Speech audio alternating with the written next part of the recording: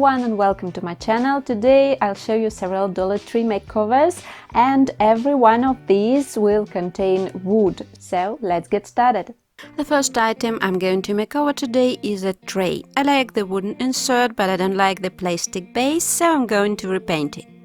First, I'm detaching the wooden bottom. It's glued into the base and I'm pressing on it gently from the wrong side. The wood here is untreated, so I'm staining it right away. I'm using water stain in oak. I'm giving it 2 coats to get a rich color.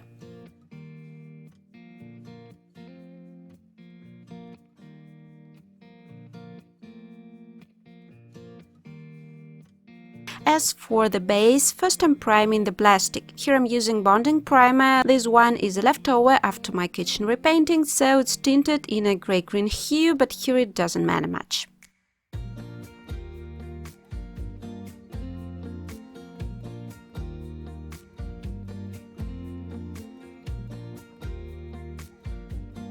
After the primer dries well, I'm cutting out 2 strips of craft foam, slightly less in width than the side of the tray is.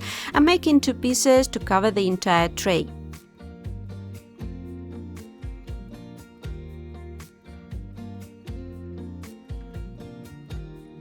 I'm adjusting the size of the strips so that they wrap the entire tray without overlapping.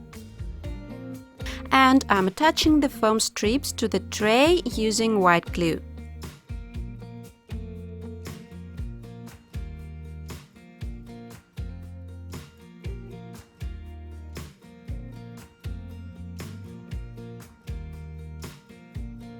After the glue dries, I'm going to paint the tray, as you can guess. I want to try to make a leather imitation.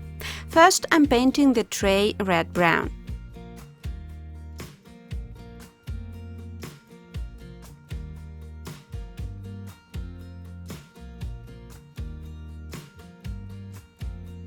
After that, I'm applying several shades of brown over it, lighter and darker than the main color. I want to achieve a kind of blended effect with many shades mixed together. First, I've tried to apply the paint making uneven spots with a sponge, but it looks the best if you thin the acrylic paint with water and apply several shades without waiting for them to dry. Then the paint spreads out a bit and you get blurry, translucent spots, just what I wanted to get. After drying, I'll be making an imitation of stitching on the tray sides. I'm drawing stitches along the foam strip with an outliner paint in bronze color.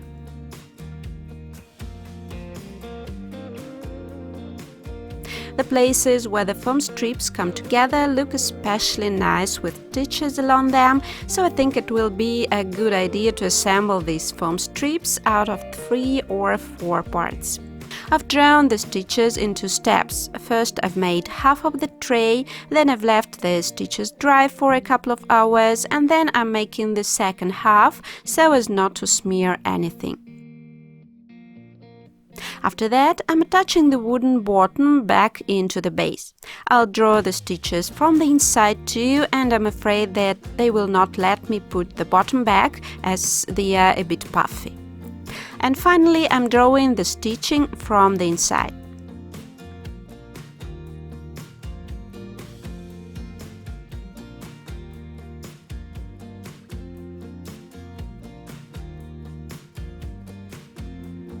I'm waiting for it to dry and sealing everything with a glossy varnish to make the surface look more like smooth, glossy leather.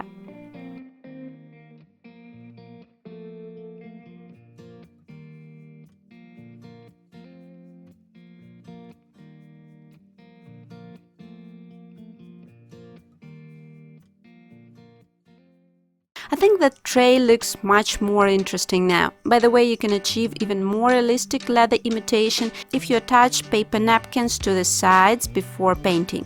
They will add more texture. I've remembered about this after finishing the sides already, so I've decided not to redo the tray.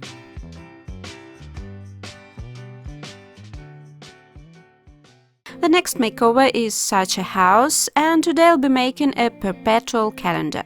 First, I'll decorate the house. I'm staining the sides. Here I'm using Veriton oil stain in early American hue. The color is quite rich and I really like this because it kind of hides the joints and the edges. The parts were cut out with a laser, so the edges are dark brown, and after staining this is much less noticeable.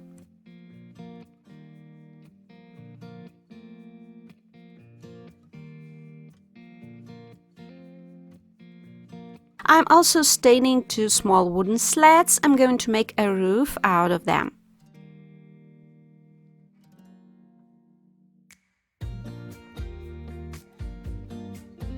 I'm painting the back wall of the house dark gray. Here I'm using some leftover wall paint.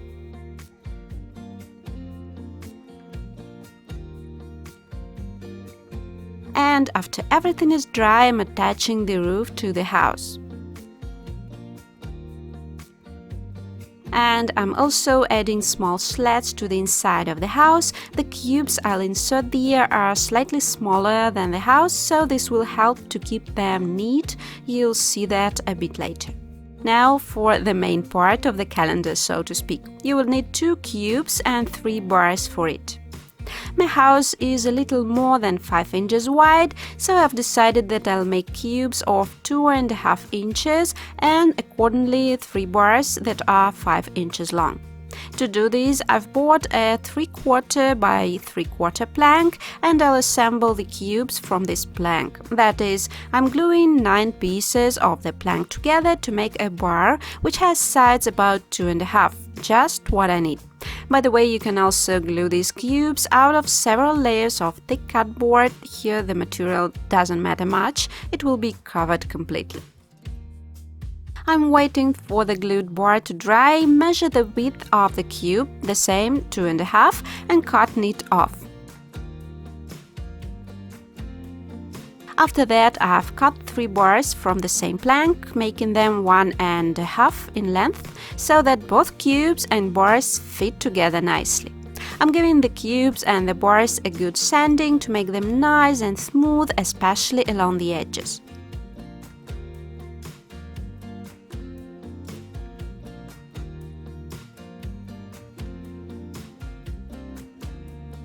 And after that I'll cover them with numbers and names of the month.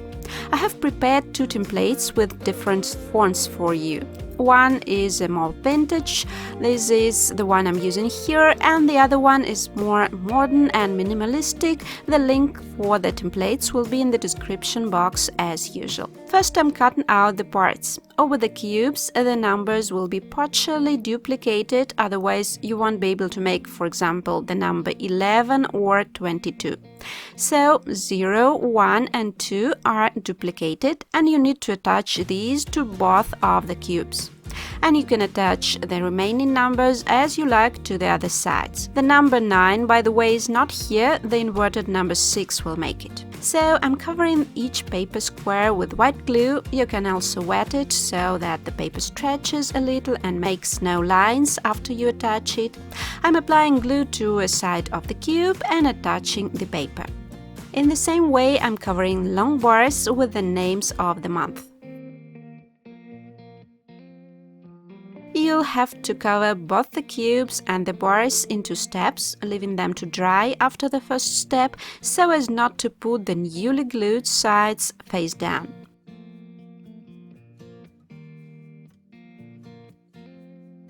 After drying, I'm carefully sanding all the edges and corners to remove the excess paper. All the parts have a small margin to be able to remove cutting lines later. You can cut the excess with scissors as well.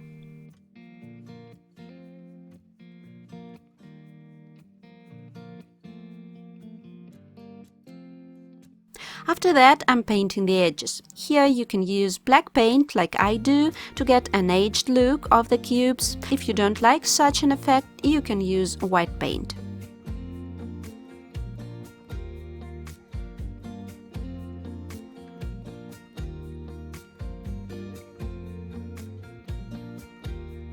I am also painting the bars with black along the edges, and at the same time I'm painting the ends.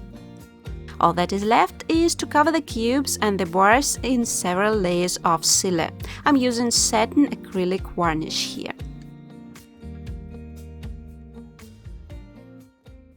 I think the calendar is a good idea to start the year. How do you think? A friend of mine has a similar one, and I have long wanted to get a Perpetual calendar for me. It's very handy when you work from home. You can also add an inscription to the back wall or make a clip for notes here. I've made cubes and month bars out of wood, but as I have already said, you can also make cardboard ones. If you use thicker cardboard, they'll end up being really sturdy. And the third makeover for today is of these ceramic houses. This was a Christmas collection in our local Dollar Tree. First, I'm priming the houses using bonding primer, same one I used before. I'm painting the entire houses except for the roofs because I'll glue extra roofs onto them. All in all, the houses were nice as they are, but alas, the doors of the houses are colored and the edges of the roofs will be visible from under the new ones, so I'll have to paint as I need plain white houses for my makeover.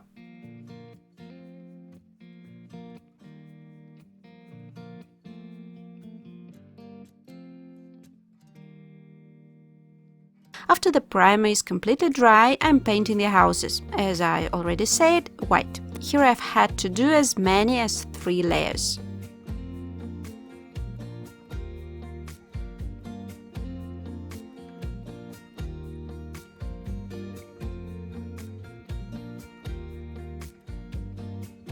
I'm applying the last coat with a sponge so that no brush marks are visible and the surface get a little texture.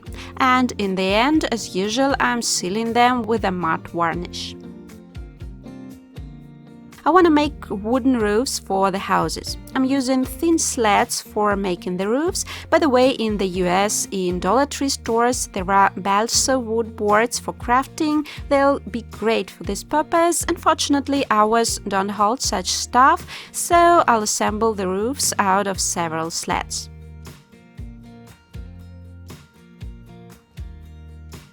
Where there is a pipe on the roof, a slot should be made in the roof. So I'm measuring and cutting off a piece of slat that will go above the pipe.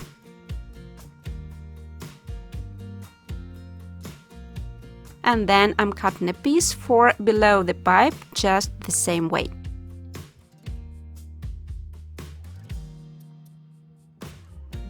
I'm sanding these pieces so that everything fits nicely. The pipe at the base is thicker than at the top, so I have to remove the wood a little from the inside.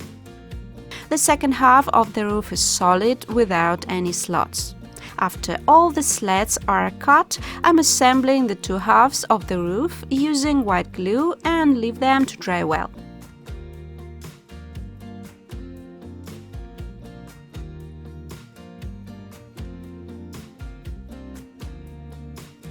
In the same way, I'm making the roofs for all the 4 houses. Depending on the location on the pipe, the shape will be a little bit different, but I think the principle is quite clear.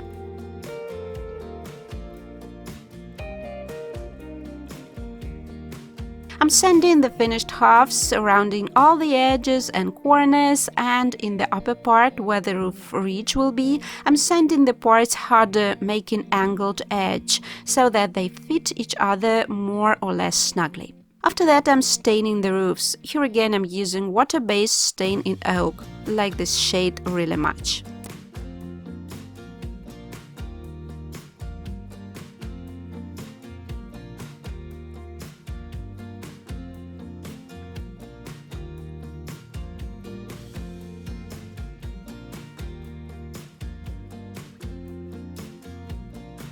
I'm also giving them 2 coats to get a nice and rich shade.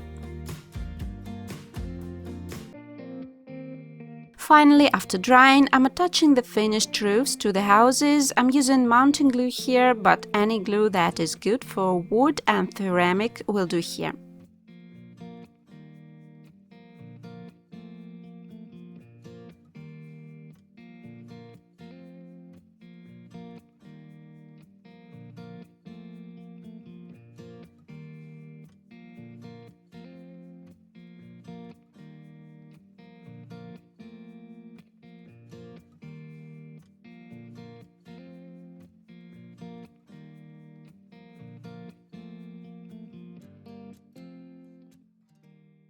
I resisted the desire to buy these houses for quite some time because I filmed a similar makeover a year ago, I think. I just repainted the houses then, but at one moment I came up with the idea of making wooden roofs and I couldn't resist, especially since these houses were selling with a good discount after Christmas. I think they are so nice and sleek and kind of minimalistic now, and it's a great idea to turn Christmas decorations into all year round decorations, isn't it? I hope you liked today's project. Please let me know down below which one was your favorite for today. Thanks for watching this video and we'll see you in the next one. Bye!